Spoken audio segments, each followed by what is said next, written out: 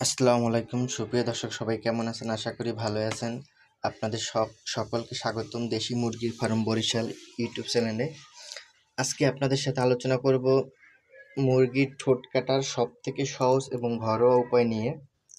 আমরা মূলত মুরগির ঠোঁট কাটার জন্য এখানে একটা তাতাল আর হলো এক টুকরা কাঠ আর একটা ক্লিপ জোগাড় করেছি এবং এটা দিয়ে কিভাবে মুরগির ঠোঁট কাটতে হয় সেটা আপনাদের দেখাবো এবং এর জন্য কি কি ওষুধ সর্বনিম্ন ব্যবহার করতে পারেন এবং সর্বোচ্চ ব্যবহার করতে পারেন সেটাও বলবো।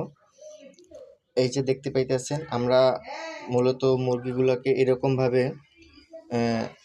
তাতালে সেদ দিতে আসি। এর আগে আপনার মুরগিগুলোকে অ্যামোক্সিসিলিন ও নাপা খাওয়াতে হবে একদিন, আর যদি কেউ আরও ভালো করতে চান তাহলে রেনাকে খাওয়াতে হবে। এবং আপনার ভিডিওর শেষে আমি আপনাদের যে দুটো ওষুধ একান্ত দরকার সেই দুটো দিয়ে দিতে আসি, নাপা আর অ্যামোক্সিসিলিন। সবাই ভালো থাকবেন। আসসালামু আলাইকুম।